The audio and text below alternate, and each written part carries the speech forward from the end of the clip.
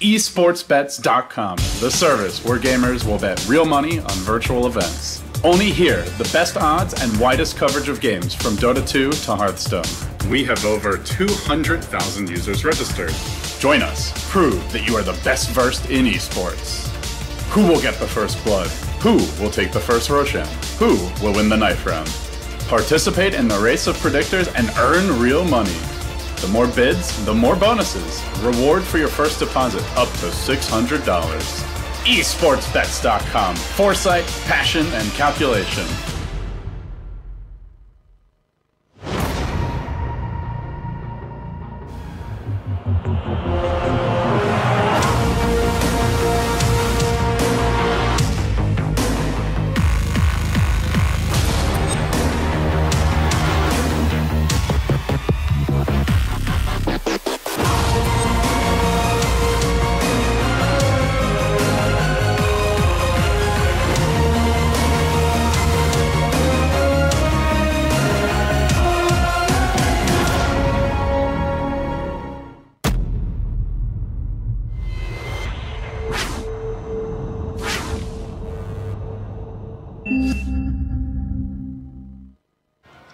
Ladies and gentlemen, welcome back to Starladder Season 12. Today is Championship Sunday. Only one team will emerge as the Starladder Season 12 champions. We began the tournament with 8 here at DreamHack Bucharest, but only Cloud9, Invictus Gaming, and Vici Gaming remain. First up today, we're going to have our loser bracket finals. It will be a best-of-3 match. The winner of that match goes on to face the final boss, Vici Gaming.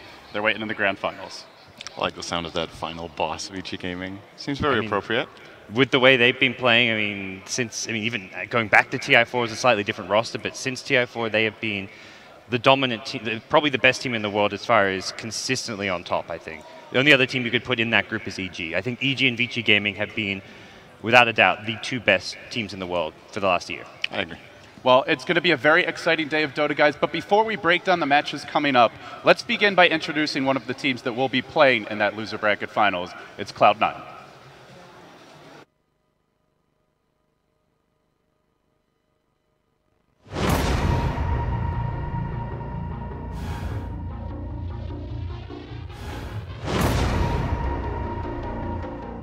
Cloud9. Despite finishing both phases of the group stage without a single lost game, Cloud9 had to fight tooth and nail to secure a place at the LAN finals. Nobody can forget that 3 hours match that they had against Scary Faces anytime soon. In online matches, Cloud9 often seems to take risks with new tactics and unusual drafts. Sometimes, this ends up costing them games that should have been theirs to take with a more standard approach. However, it also allows them to develop new tactics which can catch teams off guard and give them that extra competitive edge coming into a major LAN. They were the team who stopped Empire, the reigning Starladder Season 12 champions, as well as last season's runner-up, Asus Polar, from advancing to the LAN. In fact, they've stopped only CIS teams so far, including Hellraisers and the ambitious Scary Faces as well. This team is known for ever finishing second place. It's a source of jokes between the community as well as amongst professional players, including even many of the Cloud9 players themselves. However, if there were ever a time, perhaps this Starladder Season 12 is it, where Cloud9 can finally lift the curse, break through, and take home a first place. Or maybe not. We're just gonna have to wait to find out.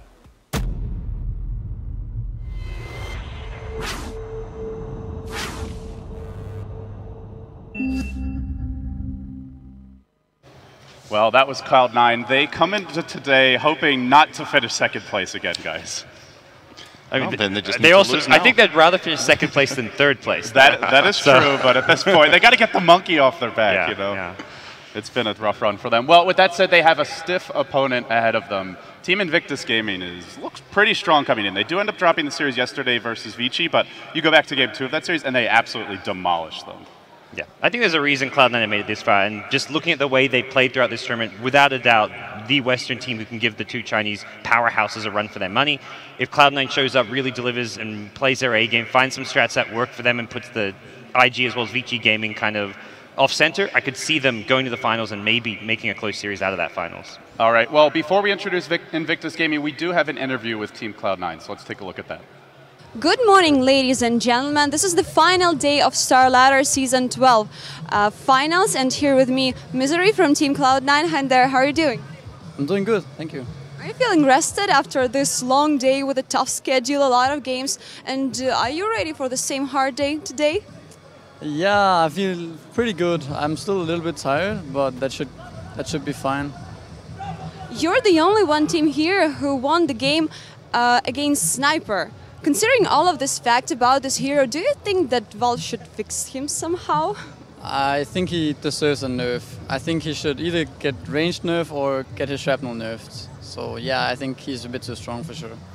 You're the only one Western team who survived here in this tournament, so you're the only one hope for the Western Dota fans. Do you feel some extra responsibility because of that?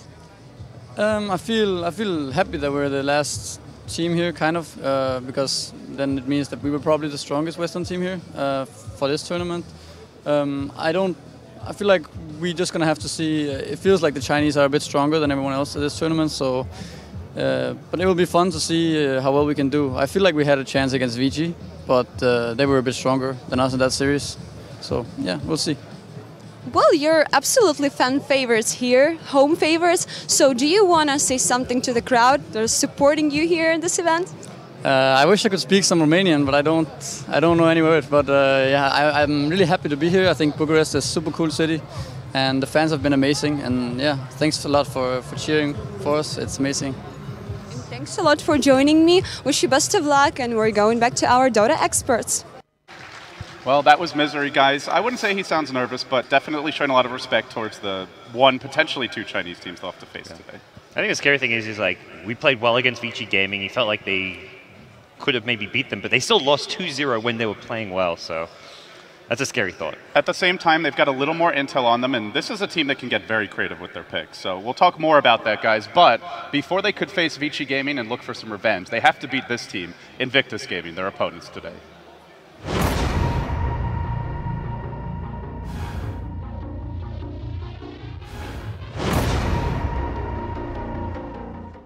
Invictus Gaming. In many people's eyes, Invictus Gaming are the strongest Chinese team right now. After a very successful transfer period over Chinese New Year, the legendary Burning, or B-God as he's known by many fans throughout China, joined the team. At long last, Chuan got his star-studded carry player that he was looking for.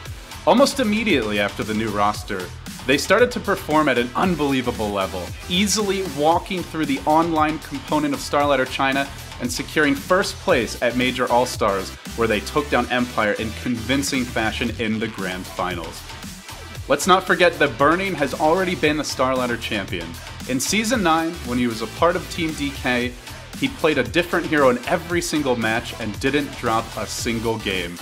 Now, this famous carry is performing under a new flag, the banner of IG, a proud banner in China that has one international to call their own back in 2012. Alliance, the team that used to be the dread and the horror of all China, are now again going to face them. This Swedish squad will possibly be one of the most interesting matchups that IG will face at the main event. However, if you remove the element of unpredictability when two styles clash, IG now look like one of the strongest contenders for a Starladder Season 12 championship title.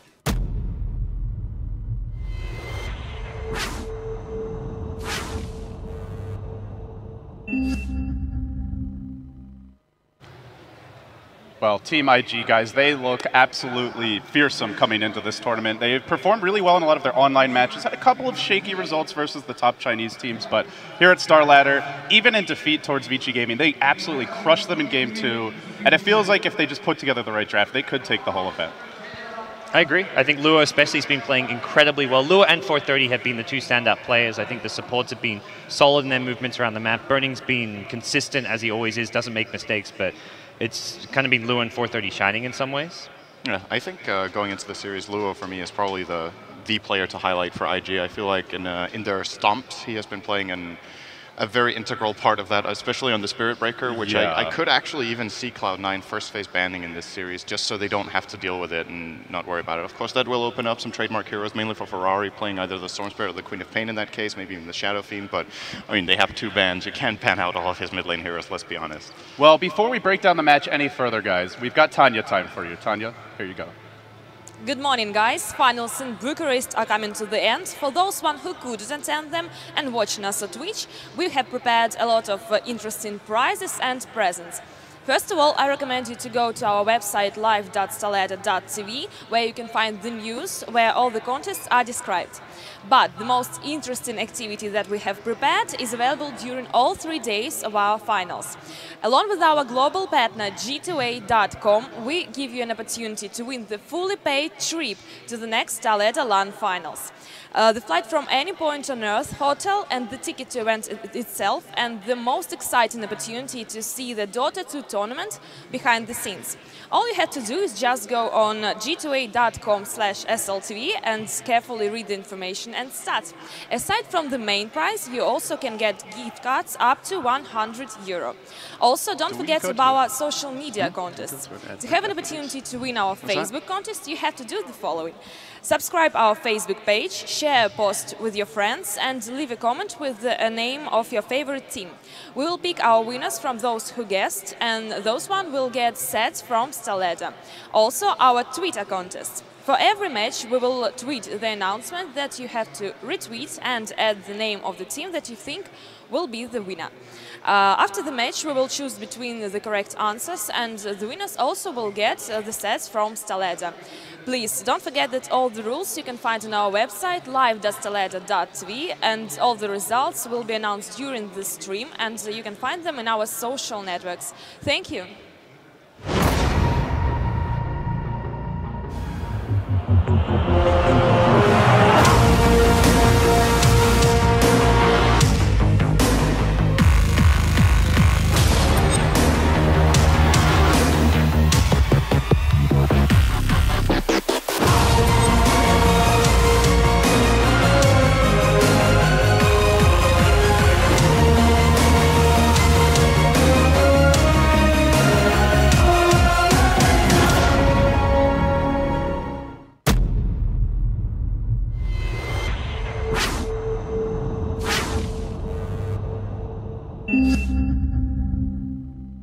Kevin.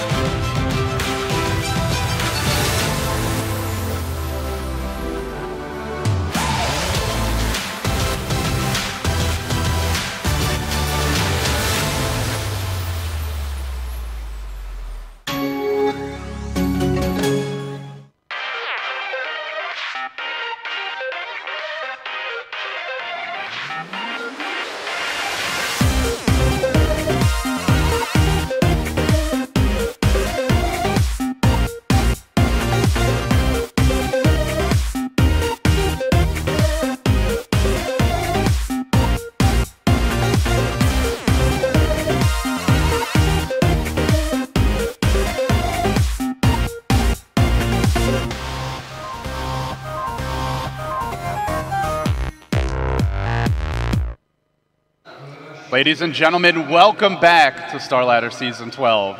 We're getting ready for our first match of the day. It's the loser bracket finals. Invictus Gaming is about to take on Cloud9. How you doing, guys? Very good. It's an exciting day of Dota. IG, Vici Gaming, Cloud9 fighting over the championship here. Yeah, definitely no huge surprises. These are three of the strongest teams of the tournament. As far as the ultimate road here, that was the unusual part. Team Secret getting knocked out 2 matches in a row. Team Malaysia making a bit of a run, but ultimately did get eliminated by Tinker, who had a really good showing this tournament.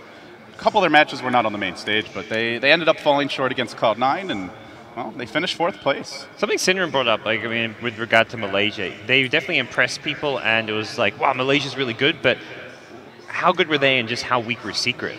Yeah, that's the question, right? At least I thought after day 1 that Malaysia were looking so good that I had them probably pick for top 3 based on the performance on day 1, and then it turned out, well, they did beat Secret 2-1, but then Secret goes on to lose 0-2 to Alliance, and maybe Team Malaysia weren't as good as we thought. Maybe the tournament's just, for me, a very big surprise in general. There's been a lot of big surprises here. The least surprising thing for me out of any is that Vici Gaming's in the grand final. That's something I would have expected from the get-go.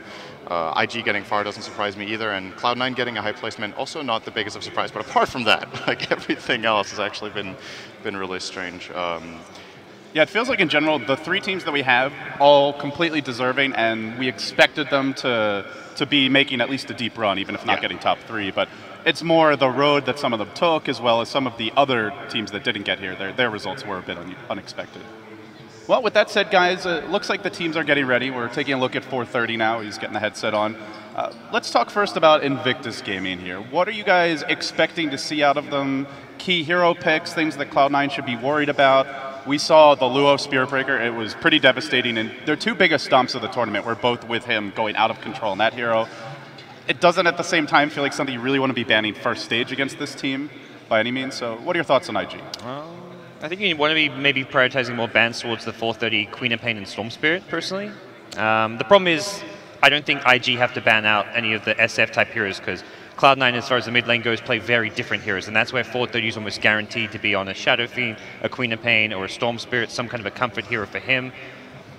So I think 430 is going to get comfort hero. I think Luo isn't really a play you can ban out, because the first stage Spirit Breaker ban just seems kind of really too unorthodox. The big question for me is if Cloud9 are ready for the aggression, because there's no doubt that that's what IG are going to be playing. Well, at least based on what we saw yesterday against Vici Gaming, those games were all about fighting, early rotations, really taking fights in the enemy jungle, trying to get objectives, and not really playing a slow game, which Cloud9 tend to like to do, where they get ahead, but then they slow down, they farm up, they get key items, they get Roshan, maybe they push, maybe they don't, they keep controlling the map. Like, IG are probably not going to let the game get to that stage. So I want to say, for me, I would agree, you probably don't ban Spirit Breaker first phase. I think they might consider it, but I don't think they're going to do it.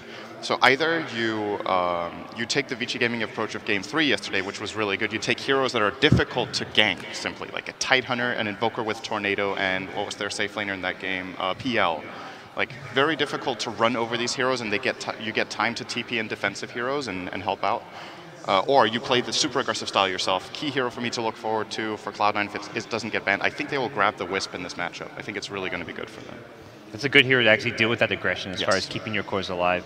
The big hero, I think, which I think very likely IG will ban, is the Fata Beastmaster. That, to me, has been, of his heroes, maybe his most impressive. As much as he's maybe played Zeus more and had great success as well with it, the Beastmaster has just been tearing apart teams this tournament. Yeah, and on the note of the IO, the Wisp, that is not really a hero we see too often out of IG. Vici Gaming run it a fair amount, but for IG, I can't even recall a time where I've seen them play it. So it's a nice situation for Cloud9 where they don't really have to worry about an IG pick, and it may force IG either to commit a ban to it or to deal with it. Well, other heroes that we've seen good success for Cloud9 on historically, obviously, we've talked a lot about the Phoenix. Do you think the Phoenix is something that IG needs to ban? Do you guys feel like they're well equipped to deal with it? Not first phase. The hero isn't, like, I want to say the hero, depending on how Cloud9 play it. If they play it as a support, it takes quite a long time before you get level 6. If they play it in the off lane while they are on, okay, they're actually Radiant, so maybe they can get a faster level 6 on the Phoenix with Bone 7 in that situation. But like the way IG have been playing, like this, we're not talking aggression around minute 10. We're talking aggression like around minute 3 with like smoke ganks, rotations, and how good is Phoenix really against countering these ganks is the question. Like, Fire Spirits can be great depending on the setup that IG runs, but you saw yesterday the game where they destroyed Vici Gaming, they ran, was it Shadow Demon Kunkka as roaming duo, And then they had the Spirit Breaker on Luo. Ferrari was playing Shadow Fiend, and I can't remember what their last hero was, but it was like really heavy spell burst. Phoenix can't even get Fire Spirits off. You just die to spells alone. Yeah, so it sounds like you don't think that the Phoenix is a big threat. Not first phase. Other big heroes, the Bone 7 Bat Rider has been a go-to historically. There's always the Fata Zeus to keep an eye on. Eternal Envy, it feels like he has a very wide hero pool, and they generally do not pick his hero early. Unless they go for the Troll. That seems to be the one hero that they will grab first phase. And on the note of Troll has not really had the best tournament. We've seen a handful of good games, but quite a few ones where he just got dominated, usually at the hands of a Sniper. Yeah, Sniper and Shadow Fiend have somewhat been, I think, Troll's undoing, which is where IG could well leave the Troll in the pool if they're getting one of those two heroes. I think Sniper should. Yeah, absolutely. I don't think Troll's a hero people are afraid of. Sniper, I feel like, surely it's going to be banned out most of today, but I was saying that yesterday, and for whatever reason, teams continue to not ban it. It did finally lose a game. Cloud9 beat it in their last game against Tinker, but the hero is still like 8-1 this tournament. He's had a really good showing. Is Sniper first overall pick material for either team? Cloud9 occasionally run it for Eternal Envy. It still doesn't feel like a super comfort hero for them by any stretch. IG, I don't feel like we've seen very much Sniper from them. 430's played it before. It's not like a go-to. It's not a hero he's known for, but he can easily play it. I've seen him do it. Out of the three teams, the one player that seems to run it the most comfortably and most often is Super, for sure. I think these teams will still be first picking Sniper. Cloud9 may consider the Troll over it, depending on what else is in the pool, but if Sniper's there, I'd be very surprised if it's not first picked by one of the two teams. Okay, well, we're waiting to load in here to Game 1. It seems like some of our spectators may have a little trouble connecting, but all the players are in, which is good. So, guys, before we break down the draft too much further, we're waiting for it to start. What are your expectations for this series? How do you feel other teams strongly favored? And if you had to put odds on it, what would you say? Gods, I'll start with you. I think the supports are going to kind of, in some ways, dictate the outcome of this series. I think the core heroes, Envy, Burning, have been really consistent throughout the tournament, but the aggressive supports on both sides. We saw yesterday from Notel as well as Misery in that close game against Vici Gaming. They were just super aggressive. The game where they completely destroyed Ice Ice's Broodmother. If they bring that today, I feel like they can take on the aggression of the IG supports. It's going to come down to just how Misery and Notel match up against Faith as well as Chuan. So that's where you're looking at maybe the Misery Lion. We've seen the Big Daddy Earthshaker, the Wisp you mentioned, as well. yeah. I think these are going to be big picks for these two teams. All right. Well, with that said, the draft has begun here for game number 1, best of 3 elimination match. It's the loser bracket finals here at Starladder Season 12. You get your Beastmaster ban that you wanted, so, or I don't know if you wanted it, but you called it. I just want good Dota, man. They can ban whatever they want. Yeah, you definitely called it.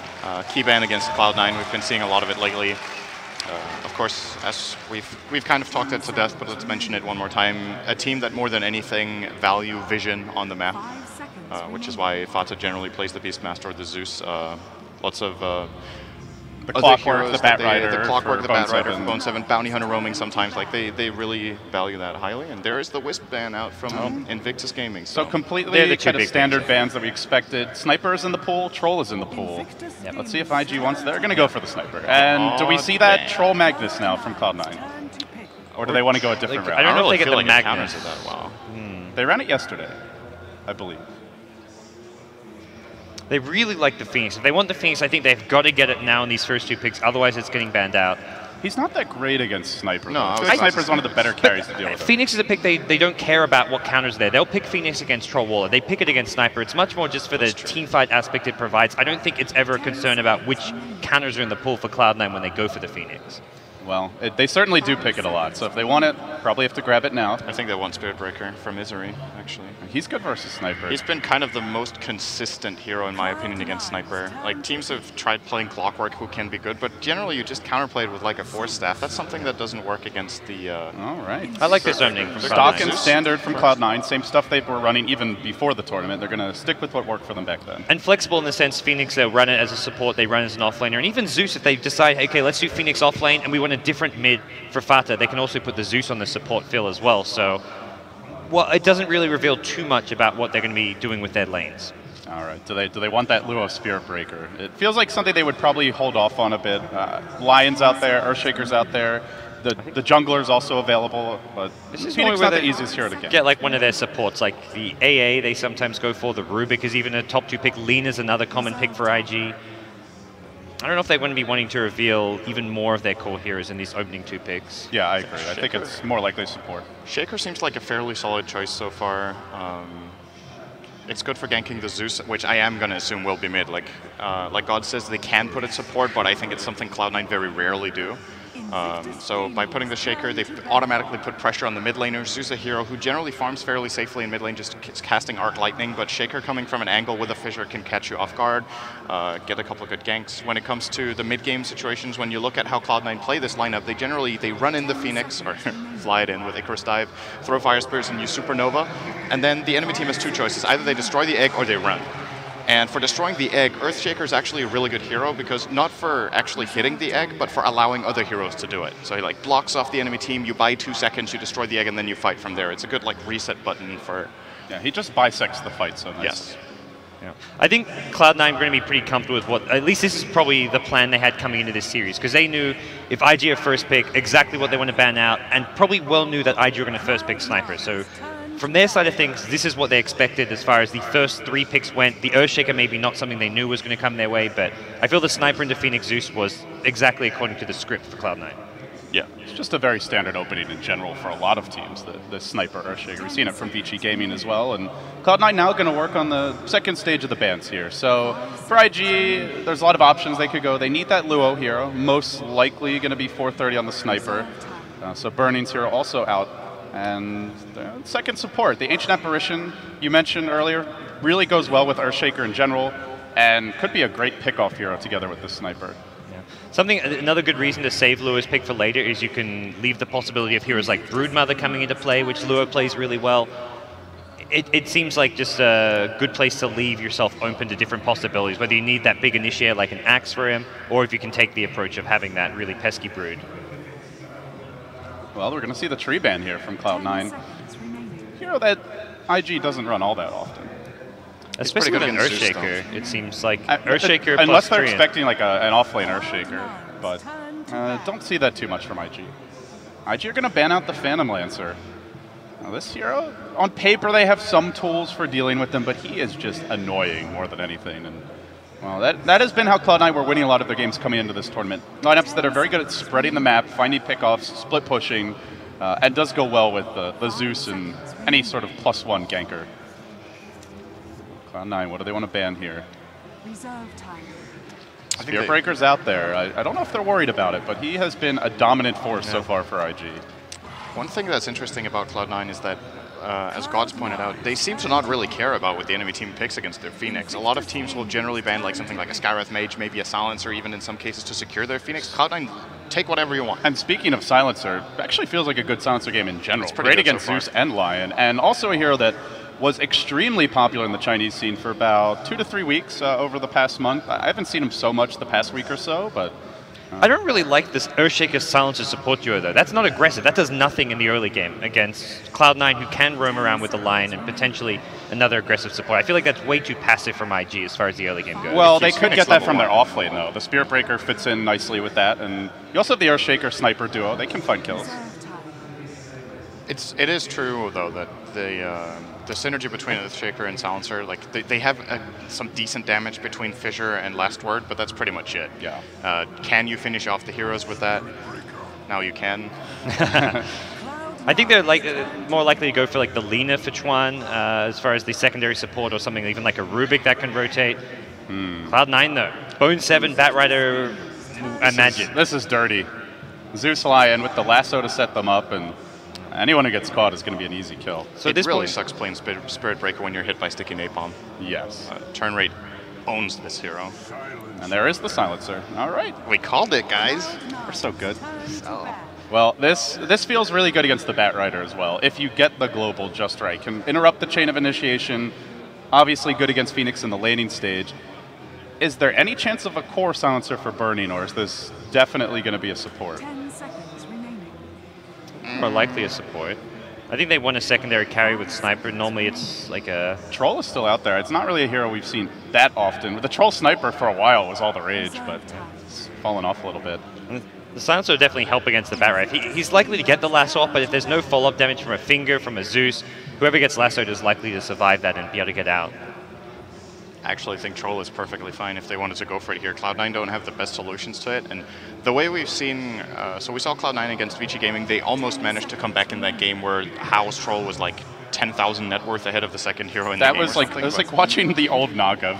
But the way they did it was that they hex initiated, they used Supernova, they used Toss, like they drew out, they bought time and damaged him a lot over time. If you try to initiate here into this lineup, the counterplay from IG is way easier than it was for Vici Gaming in that game, where they had to rely on getting a good RP. This time you can land a decent fissure, you have shrapnel, you can charge in with like Spirit Breaker Silencer. Troll's the pick. It's 100% win rate with Spirit Breaker and Sniper. You've got a big sample size of one match when all three heroes are picked together in Starladder. So he's got...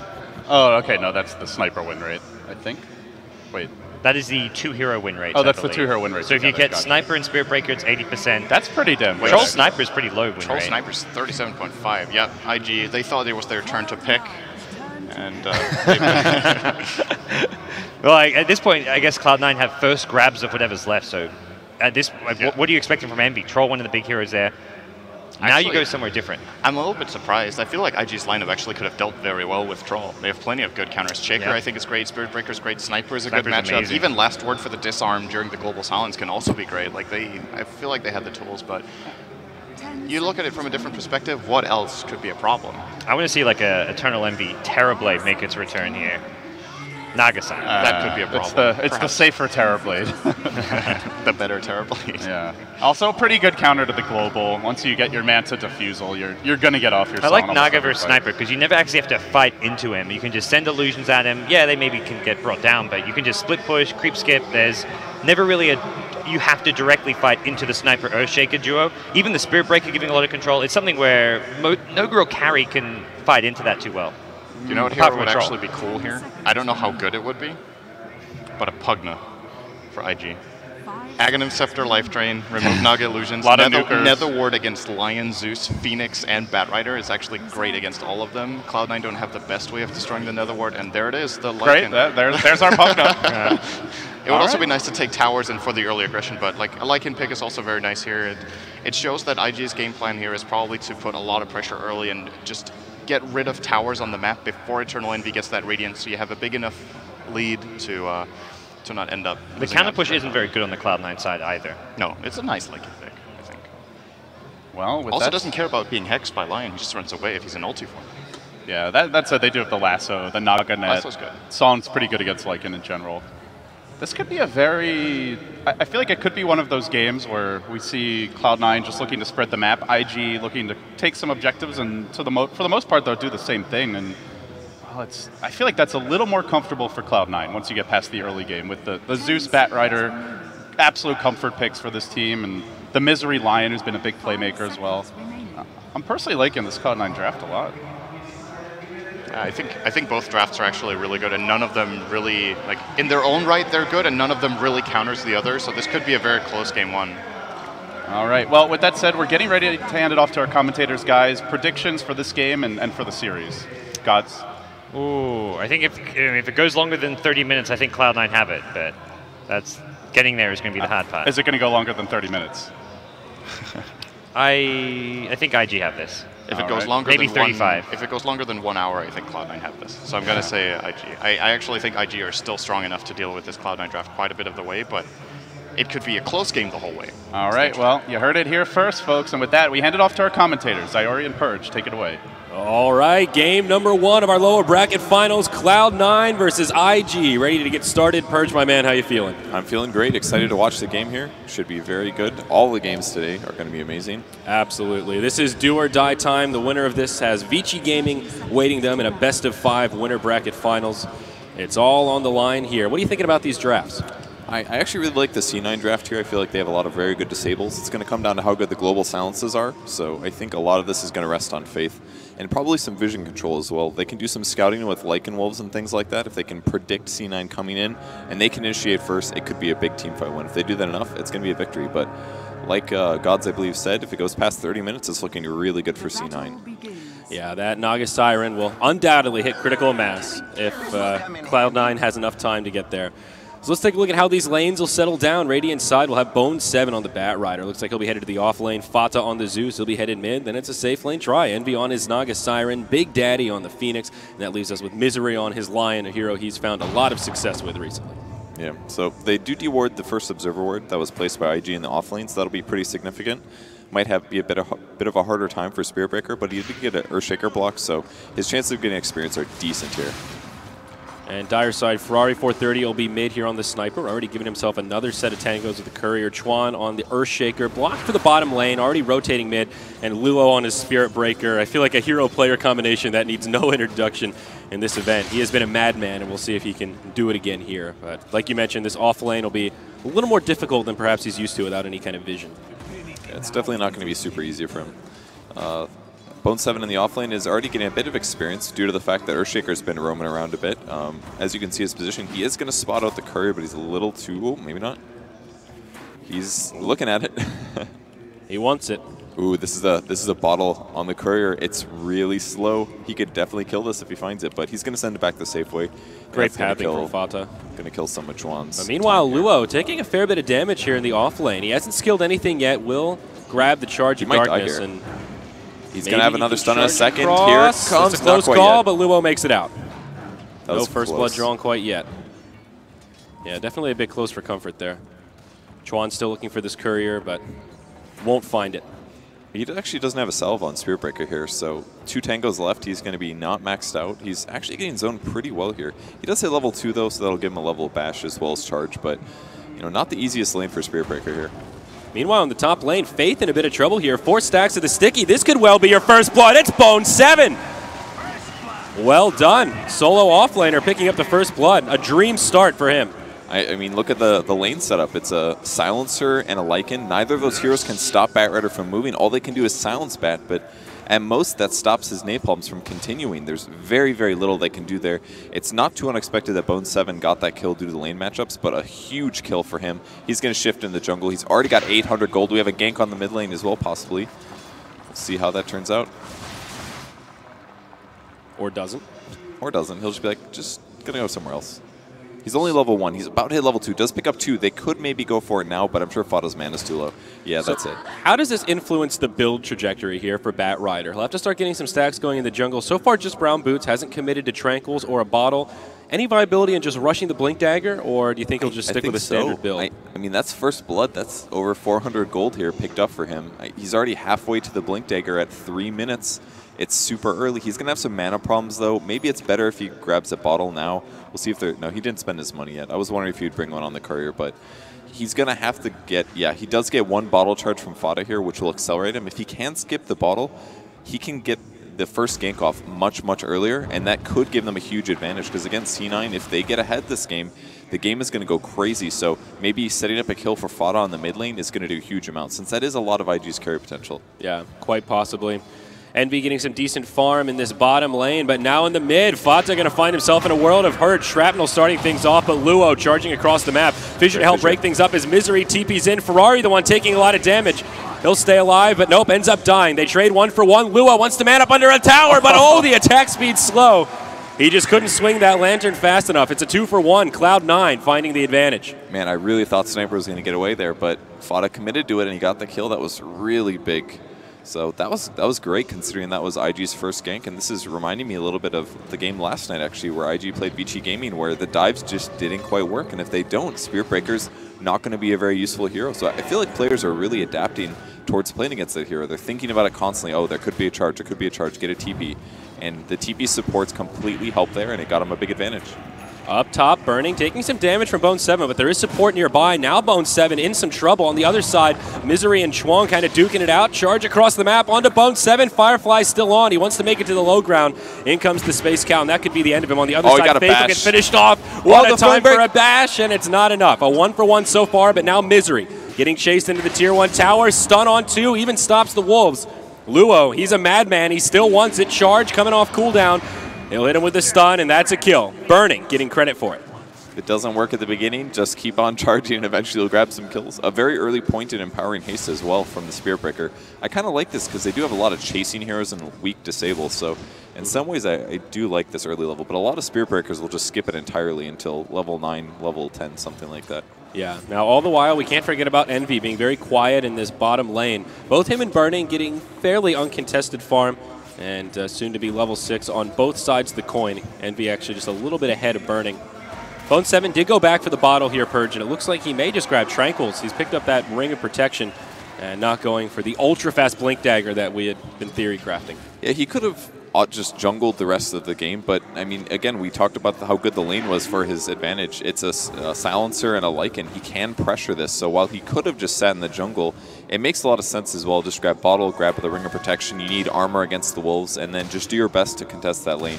You can potentially kill Burning here, and that's what keeps happening. We keep seeing rotations to pressure the top lane.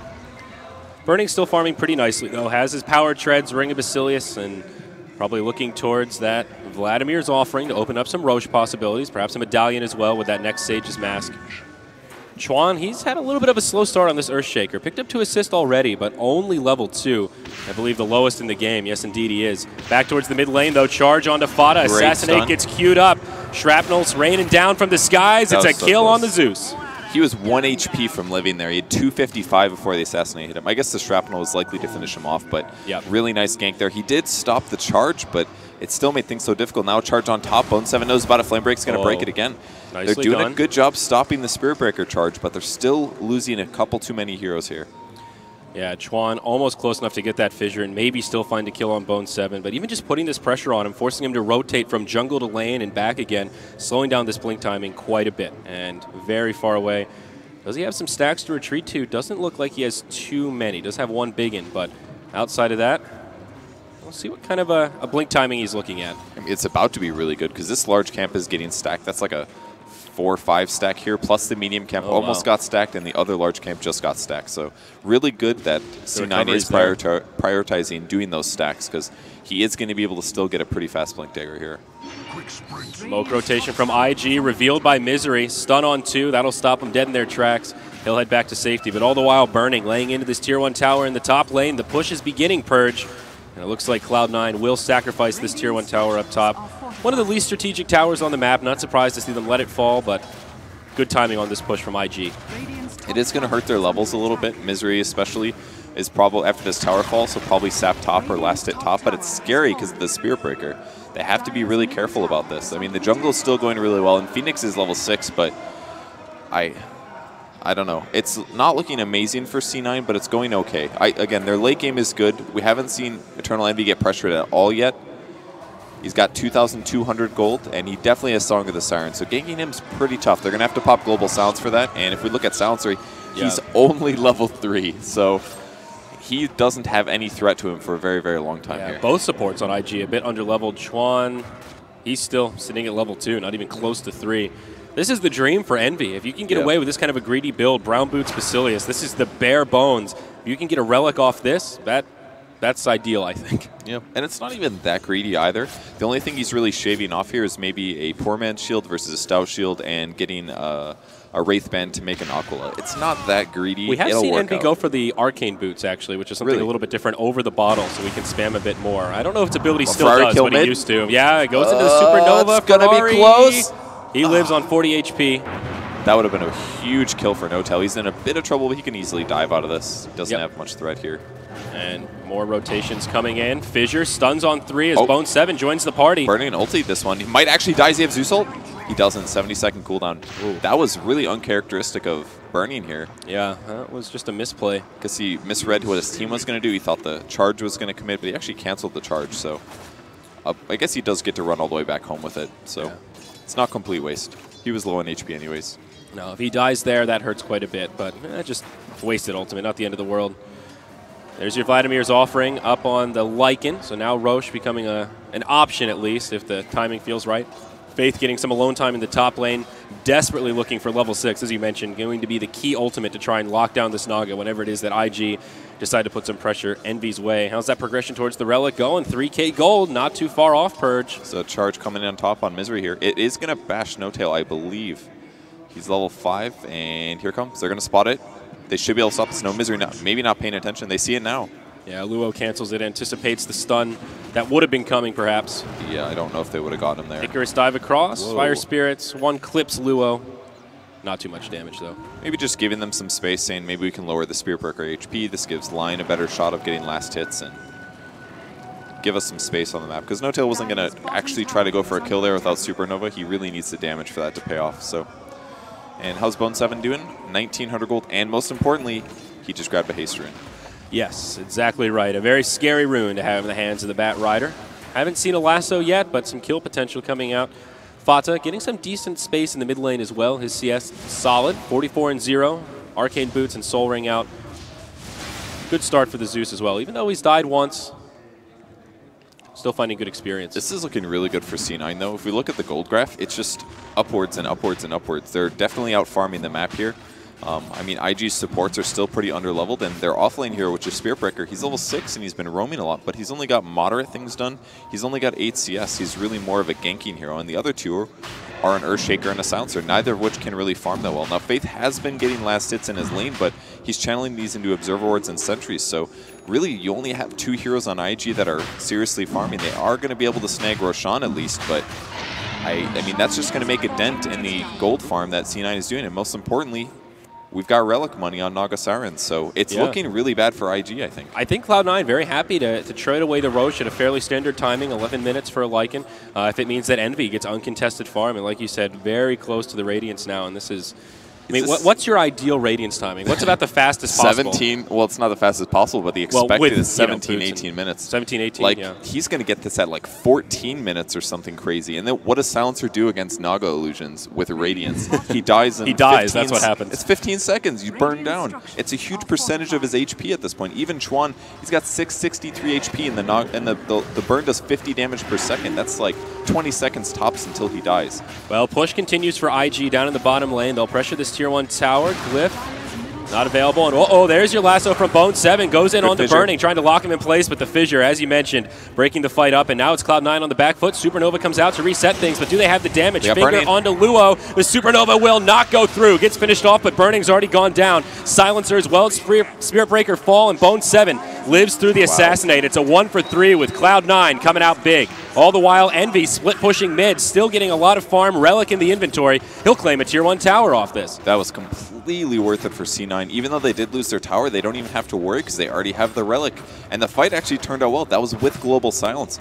Now, No-Tail wasn't able to use his Fire Spirits before he Supernova'd, but that's because he got hit with Global and then immediately followed up with the last word. So if he didn't use his spell, his one spell there on Supernova, he was definitely going to die. So even though his egg broke, he made the best decision there possible, and it turned into a 3-kill streak.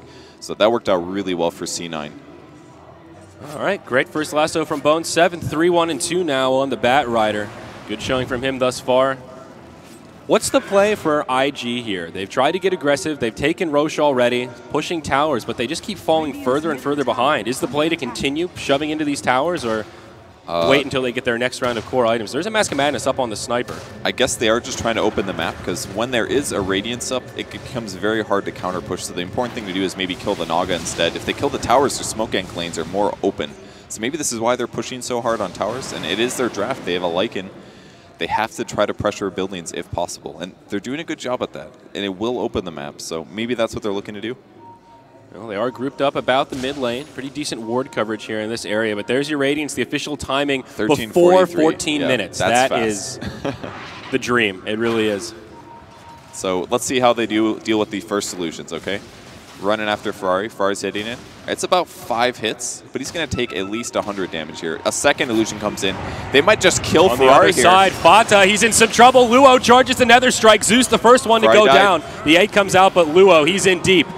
Burning, he's lost, or pardon me, Ferrari lost the Aegis. He comes back to life. Now Envy on the run, gets the Song of the Siren off. Silencer falls on the backside. It looks like Envy will live. Burning in the ultimate form, forced to run away. And another fight that does not go the way of IG.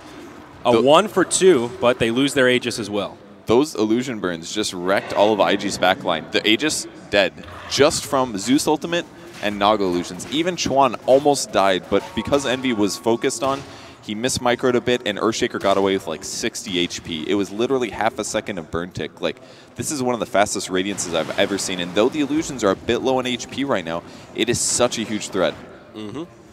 And now Envy can just start working towards that next kit of movement speed, probably the BOTs, Yasha on the horizon, and then moving into those HP-based builds. Burning, lacking on item progression. Looks like Necronomicon will be his choice. Pretty standard build on the Lycan. Belt of Strength already in tow, but his farm actually still #1 on net worth. Is there something hiding on the Courier? Yeah, he's got that Staff of Wizardry. So item progression not too bad for Burning, even though it feels like his impact has been a bit lackluster. So we'll see what Naga goes for next in terms of item build. He's immediately moving to the enemy jungle here, which is a really smart place to go. The enemies won't expect you there. We do see IG moving into a lot of enemy jungles in most games, and there's probably nobody farming these, so he sends one illusion to each camp. This is the fastest way that he can get levels and experience right now, and what he really needs to do is grab BOTs and then tank up a little bit, or maybe go tanky first. We'll see what he ends up going for. Is it advantageous to skip the BOTs as your second item? I've always been told that the movement speed is kind of a key thing for Naga to really turbo farm. It is, but the Radiance is so early here that I'd almost wonder if you don't need the movement speed. Gank on the mid lane, though. Bone 7 in some trouble. Nether Strike gets queued up, and there's just too much damage. The lone Bat Rider gets taken out by all 5 of IG, and they'll now pressure this Tier 1 tower mid. All the while up top, though, still some pushing from Envy. Looks like they will back out. Glyph has been used by the Radiant, and this Tier 1 mid is doomed. So basically, the reason you want the fast boots to travel on Naga Siren illusions is that you can run them away from opponents, you can split creeps, you can kill creep waves, things like that, and it gets you from place to place really rapidly. But he got it so early that the enemy team's damage is actually really weak. Despite these illusions having no HP, they're actually kind of hard to kill right now. So I almost wonder if he grabbed like a fast vitality booster or something like that, that it might actually really help him in terms of keeping them alive and might result in higher overall damage in the team fight. But it's probably a lot safer just to go for the boots of travel, just because it'll increase his farm rate much more than an HP item would. Yeah. Now the Necronomicon completed onto Burning, so a little more pushing prowess on the side of IG, and your Force Staff coming out from Bone 7. A core kit on the Bat Rider, of course, now can initiate and isolate whoever it is that's trapped inside of the lasso. Nice aggressive wards from IG here, giving them some intel to try and stay aggressive wherever possible. Luo doing what he does best, getting intel for the team, spamming out that charge when he cancels it early, just to make sure IG have tabs on these C9 heroes. So one wasted smoke. Great observer ward. They read C9's movement. As soon as the smoke happened, they all backed off, and they did have a dire ward here that they used to spot that. So one smoke down, C9 will push up. They still have illusions, of course. No new items on Naga Siren, but he's almost got his BOTs, 151 CS for him. He is now the highest net worth, and we're unlikely to see that change for the rest of the game. Here we go. Bone 7 grabs Luo with the lasso. Burning, channels the ulti form. Global Silence comes out, but the follow-up just isn't there. Luo completely isolated on the low ground, will fall. Fata goes down, but gets off the ulti to finish off Burning before he goes down. The Supernova will be completed. Big Daddy stays alive. Icarus dive across. Now Chuan and Faith in a world of hurt. Chuan drops the Echo Slam, but it's not enough to stay alive. A 1 for 3 thus far, and they're in hot pursuit. They want Faith. Bone 7 has a blink in 3, and they won't dive past the Tier 2. Still a great fight for Cloud9, and a big gain there. And it was really hard to read that fight because of the global silence. I wonder how much that impacted, like knowing when the Supernova was for a timer, for example, because it had one hit left on it, and Ferrari decided to back off with the sniper. I almost think he could have killed that, and that might have saved Earthshaker, maybe the team fight. It's hard to say, though. He could have died. He could have made it there. Cloud9 just seemed to be pulling further and further ahead in these team fights, but you look at the goal graph, and it's not really that different. It's holding steady around that 2K, somewhere ranging that 2 to 3K. Now, IG hanging in there. The longer this goes on, though, the more powerful Envy gets. He did indeed go for the BOT's first item here, Purge. It also finds level 11, so now that Song of the Siren can be used a little more liberally. And he can move around the map a lot faster. Gives him 50 movement speed advantage over his brown boots. And next item he'll buy is most likely going to be... I feel like a heart would be okay here, but it's most likely going to be a Manta. It's usually the second item, because then you can get out of silences if you get silenced. That's definitely going to be important this game since they do have a silencer. So that way, if he gets in a bad spot, Manta with global or immediate Song of the Siren should get you out of danger. Now top lane, Cloud9 get a Tier 1 tower. So doing a bit of pushing themselves. It's only 2 to 3 in total tower count right now. Oh, mama. There was a silencer there, but you blink and you miss it. Nice finger there from Misery to secure the kill. Just a little bit of Radiance Burn lowers his HP from the like 650, 700 he had down to the point where a Finger of Death just kills you. And that's the major threat here. That Radiance was so fast. Maybe IG should have pressured the Naga Siren more. It's hard to say, but it's looking like C9's going to steamroll this game. They just didn't get enough out of the trade. Burning had pretty even farm with Envy at the beginning, but the Radiance just allows him to turbo farm. The Necronomicon not opening up the same level of options here for Burning. They will try to get aggressive, though. Charge across. It is coming out onto Envy. Ferrari is low on mana. Will TP out. Ferrari, is he going to die to illusions here? Oh, the bash. That should be Naga going down. He does end up dying. Yes, indeed. Yes, he died. Supernova comes out. Fata nearby as well. Burning will try to finish off Misery, but Supernova stuns him up. Misery blinks back to safety. Chuan here, Great ring around the juking. rosy, but he will get stuck. The The jukes, a noble effort, but just not enough. Burning will end that dominating streak. And finally, IG find a decent fight and get a small net worth gain. Yeah, with Ferrari dying, it kind of tips the scales to make it more of a break even. That was 3 illusions. They just chased him all the way to the base, and he couldn't kill them fast enough. Maybe he should have used more shrapnel or something at the start. Maybe he didn't actually think that he was going to die to it, but that's a huge mistake in the scope of the game. I feel like this is a game where the sniper may want to prioritize a Maelstrom at some point just to deal with these illusions a little more effectively. Do you think that could have been the choice before the S and Y, or? You can't really get it that early because it doesn't give you HP, it doesn't give you movement speed. In a lot of cases as well, it's just one illusion that's chasing you. So the Maelstrom is a bit of a waste. If anything, the Maelstrom is good if all of the Naga Sirens are in the fight. And at some point that will be the case when we see Eternal Envy going high ground and pushing buildings and things like that. But at least for now, Maelstrom is not the right answer. He needs movement speed. He needs to be able to run away from the illusions and preferably keep them from moving. Vata's picked up a Blink Dagger now, some more mobility tools coming out. It's a trio of Blink Daggers on the side of Cloud9. Misery living up to his reputation of farming very well on this Lion early on, and even looks like moving into a 4th staff perhaps with that Staff of Wizardry. Seems mobility is the name of the game for Cloud9. So the Yasha's almost on a Naga Siren. His HP is still pretty low, but you know his farms are really good. He's, what, almost about 1,000 ahead of where the Lycan is. Lycan's not doing bad, though. It's going to have a Necro 3, a Medallion, Vlad's. That's actually a lot of damage. We did see him kill. Here we go. Initiation onto Chuan. Bone 7 finds him, brings him into the team. The Earth Spike for Misery will secure the kill. It's Bone 7 that gets credit, compliments of that Firefly. Another pickoff for Cloud9, furthering their lead that much more. And all of a sudden, we're seeing them really take control of this game. 7,500 net worth advantage, about 5K XP as Envy is just becoming a madman now with the Yasha going for this very standard build. There's just nothing slowing him down. Yeah, there's not a lot looking bad for C9 right now. Even the one here that's really countered by IG's draft. Gank again on the bottom lane. Yeah, Blink initiation here from Misery. The global silence comes out. That'll keep Luo alive for now. He cancels his charge just about immediately. Even Envy TP'd. But the only hero that's really vulnerable to the IG draft is Phoenix, and he's 3-1-7 right now. He's doing great. Bloodstone finished at 22 minutes for Zeus. He grabbed Blink first to help him against the Spirit Breaker. Really nice build alteration there, but now he's got the mana he needs. He'll be building towards most likely a Refresher. Maybe he needs a Yules or something like that, though, to stop the global silence. I'm not entirely sure, but I mean, I feel they're safe. Big risk here, Purge. They move into the Roche Pit. It gets scouted out right away by Eternal Envy. Sets it up with the Song of the Siren. Big Daddy going to the high ground. He will Icarus dive across. IG isolated right now. Fissure kind of breaking up this fight a little bit. Goes to the Supernova. Luo going to be the first to die. Burning, nowhere to go. The dog's being caged. Just barely gets out of range of the Supernova. Could have been a lot worse for IG there. A lot of low health heroes. Bone 7 nearby. Has his Mask of Madness also. A lot of movement speed on this Bat Rider. Ends up being a 2-for-0 as Silencer, as well as the Spirit Breaker get taken out, though. Maybe more importantly, the Roshan is denied. Burning barely lives after that Zeus ult.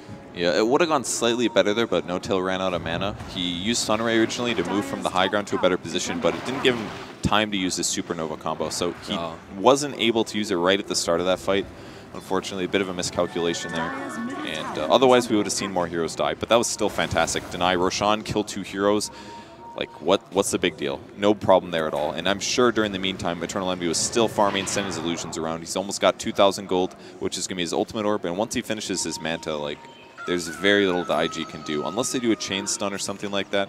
But, I mean, Chuan's only at 1,400 gold. He doesn't have his Blink Dagger yet, so there isn't a whole lot of setup that can land, unless we see, like, a charge with a global silence. That's the only way he's going to die, I think. Silencer hits level 11, so global silence, 25% more effective. Looks like misses. Refresher will be his item of choice with that Oblivion Staff. Luo diving deep onto Big Daddy. He will Icarus dive to the high ground. Fissure breaks it up and makes some space for Luo to retreat to safety. See the blink? Or will it? Bone 7 grabs him with the lasso. All that movement speed pulls him into no man's land. It's an easy pickoff with Big Daddy getting credit for the kill. Burning pops his ultimate here to no avail, and it will be IG on the back foot as they head to the high ground. No kidding. He is so fast right now. He's got Boots of Travel and a Mask of Madness already at 24 minutes. Every single player on C9 has really good item timings right now, with the exception of maybe Big Daddy, but he's still doing really well with an Ogre Club. Everybody's farmed on C9. I just feel like there's not enough lockdown on IG to deal with all this mobility. And you look at every single hero, and they have a great escape mechanism. Even Envy, he's got Song, Boots of Travel, very speedy, can TP out, even with the Yasha. The only one who doesn't have a mobility tool is the Phoenix, but he has one built in with the Icarus dive. Yeah, their draft is really good against the diving playstyle of IGs, and they evaded enough of the early ganks and got even enough of trades that it makes Spirit Breaker really not scary, honestly. This is like what Spirit Breaker looks like in most pubs, which is why most people don't expect Spirit Breaker to be good. But we've seen him just wreck so many games this tournament. But this is the solution, I think. You have to really protect against those first couple ganks. We saw Vici Gaming do it last night with the Tidehunter TP, for example. You anticipate the ganks, you TP to protect against it, you get at least even trades, and then you just have a Space Cow that is pretty tanky, but doesn't have much more than just a charge and an ult. Yeah, right now Luo's item progression certainly lackluster. Picks up an Ogre Club, the beginnings of a BKB, most assuredly. Has just Urn of Shadows and Power Treads. There was a big item pickup on the Sniper, though. That is his completed BKB. Opts to skip the Sanj and Yasha and go right for the Magic Immunity. What do you think Silencer? Okay, it is going to be a refresher. He bought the Ring of Health. I was like, is he going to buy an Orchid on Silencer? That's kind of ridiculous, but they did see the ward get placed. That'll get countered shortly. But it's going to be a fast refresher, which I think they definitely need this game. Absolutely. Because he might not have mana to use it twice in a team fight, but at least if he buys back or something like that, he can still be relevant. So I actually really like this fast purchase. Usually we always see Ags into a refresher, but in this case, I think this will work out nicely. Envy has completed his Manta style now, still spending a lot of time by himself in the jungle. 1, 1, and 6 with 260 CS at 26 minutes. And now he can be in the tank build. I think Heart of Tarrasque probably next on the docket. Yeah, absolutely guaranteed to be a Heart next. He just needs to increase his HP, but more important, the HP of his illusions. Even though they take extra damage, if you make them almost impossible to kill for the supports, then the supports have to leave every single team fight, pretty much. And speaking of mobility, Misery now has a Force Staff, so it's the second one to join the C9 lineup and enhancing their mobility that much more. So both teams moving out. We'll see if they find each other. Naga Siren Illusions are pushing in the meantime, and the other Illusion is just spotting out Roshan. It's up for about 10 more seconds here. We'll see if this works out for him. It looks like they're looking to fight, though. That is one thing about the Naga. We always talk about Cloud9 wanting a lot of vision, and Naga certainly fits into that style with illusions all over the map. Ooh, the illusion is gone. Yeah, both teams. I think they spotted. Similar idea here, but we'll be on separate quadrants of the map. There it is. Your ultimate from Zeus. They see it, but Roche falling very quickly. The Medallion makes this quite easy. He will go down to the Dire. Sniper the one to grab the Aegis. So the risky play from IG does work out as both teams smoked on the opposite side of the map. That actually worked out so good for IG there. I mean, they were looking for a team fight or a gank, but they didn't find anybody, and they said, whatever, we'll take Roche. And because the Medallion, like you said, it does so much damage, especially in combination with Sniper, who's almost entirely physical damage as well, so at least for his right clicks. Yeah, Burning on his way to a BKB with this Ogre Club. Do you think that will open up possibilities for him to actually find some kills in these fights? 2, 2, and 3. It feels like nearly every ultimate Burning's had has either been defensive or with the intention to be aggressive and then instantly has to just turn tail and head the other way. He can definitely get kills, and he still has opportunities because there aren't Ghost Scepters yet, but at some point, Misery is going to be a problem. Oh, nice Flame Break to interrupt Luo's charge. The lasso comes off before the global. Luo pulled deeper into the Cloud9 territory. Misery will be the victim of the Nether Strike. Shrapnel raining down. Gets off the finger before he goes down, potentially. Luo barely still alive. Supernova goes off on the side, and the burn from the Radiance will be enough to finish off Spirit Breaker. Now Burning a bit isolated here. We'll get into ult form, but the Ensnare is there from Envy. Big damage coming out. Envy will fall, but so will the Lycan. It's a 1 for 2 so far. Not a terrible fight for IG. We'll see if they can get a little more out of it. Ferrari will debut as BKB in this exchange. Big Daddy Assassinate coming in. Not enough damage. 8 HP, still alive. They'll lose the Aegis instead and turning disastrous for IG. Silencer falls. Now Ferrari coming back from the Aegis. Huge damage from Fata. They bring down the Sniper. Chuan soon to fall as well. It's a full 5-man wipe in exchange for Envy. Cloud9 coming out big once more. And the Radiance just did so much work there. Even though Envy died at the start of the fight, he still had 2 illusions up, and he had Radiance burn the whole time. And that did most of the damage to Sniper's first life due to the Mask of Madness, and then still did a ton to the Silencer as well. So great outplays there. They fought through the global silence, and they still got all the kills. And now this gold graph just out of control, Purge. Nearly 14K net worth, a favor for Cloud9, experience comparable as they finish off the Tier 2 tower in the top lane. Still 2 outer towers remaining for IG, but the noose is being tightened here. Envy picking up that Heart of Tarrasque recipe and looking for the next core pieces. Everything just coming into place for Cloud9. 14 Bloodstone charges on this Zeus. Yeah, that's a really good position. And I'm also really happy to see that Eternal Envy has even opted for a couple more levels of Ensnare. Most Naga Siren games, there was a period where Naga Siren was picked a lot at the same time as Lycan. And almost always you'd only see one level of Ensnare because they were like, oh, I need stats. But Ensnare is the hard counter to Lycan. It stops him completely for up to 5 seconds, which makes the hero pretty bad in a lot of ways. And that was one of the reasons they got the kill there. So maybe he's not maxing out, but at least a third point is really worth it because you get 50% extra value from the duration. And I'm pretty happy with him just leaving it at 3 if he wants to. So I'm glad that he got at least one more here. It was certainly enough in that last fight. Burning not particularly tanky right now, still doesn't have that BKB. And speaking of BKBs, Phoenix will grab one now. So a slightly different item trajectory here from Big Daddy. No Midas, no Shivas, but instead looking for magic immunity as maybe the bigger item pickup here coming out onto Fata. Yeah. There's just too many silences to deal with. Like if you have Last Word and Global Silence and maybe him having a refresher, like just get the BKB. Oh, Lasso onto Faith. Bone 7 with that movement speed, pulling him so far away from his friends. It's an easy kill, but meanwhile in the top lane, Luo and Chuan will isolate Misery. They'll be punished for this. Fata drops the ultimate. Luo tries to TP out, but Ensnare will be there to interrupt it. Chuan taking big damage from the Zeus. Blink forward. It's an easy kill. What started as a 1-for-1 quickly devolves into a huge advantage for Cloud9 once more. So they recovered the gem here. They're going to find an Observer Ward. This is a fresh one as well. And map control will be theirs continuously here. Misery is really far away from getting a Ghost Scepter or something like that, but he'll be just fine since he did spend his money on the gold. They'll get map control. Envy can defend them wherever they go, and they've almost got hard as well. Bone 7 down bottom, taking some damage here from the sniper, but he's just too fast. Assassinate will come through. Mask of Madness is on. Is it enough? It is! And that time, the Mask of Madness costing him his life. Yeah.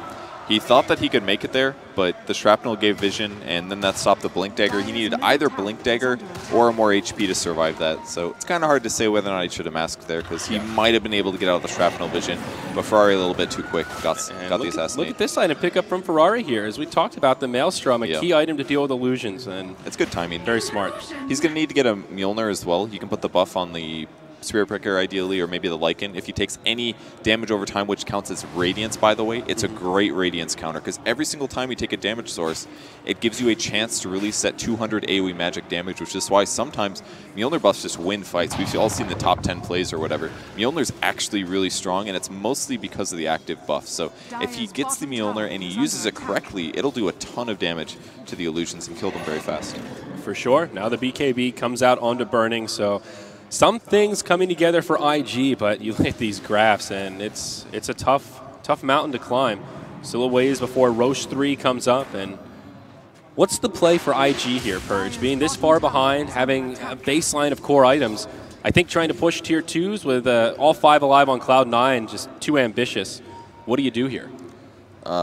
Defend as best as you can. You can do some splitting with Lycan, I guess. That's not a terrible idea. The heroes that can gank on C9 are pretty mighty, though, because you've got TP Song of the Siren for Naga Siren, so it's kind of scary to go split push. Same goes with Batrider. You have a lot of heroes that make it difficult to split and do annoying things, so IG almost has to wait for them to get out of position. There is a blink on Earthshaker at least, so there is a chance you can take a good team fight.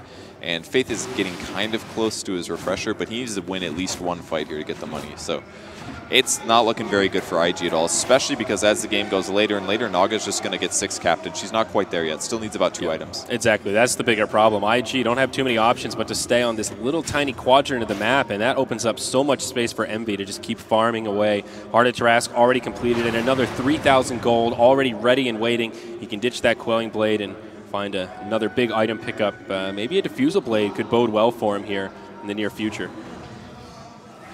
Poor little wolves. That's one of the best things about having a gem versus a Lycan. Normally those move around the map and they scout enemies for you, but when you have the gem, you don't ever have to worry about them. The worst part is being behind against a Lycan, because you can't afford sentries all the time to scout where the wolves are, because they move around too much space. The gem just solves all those issues. It's a really, really good gem game.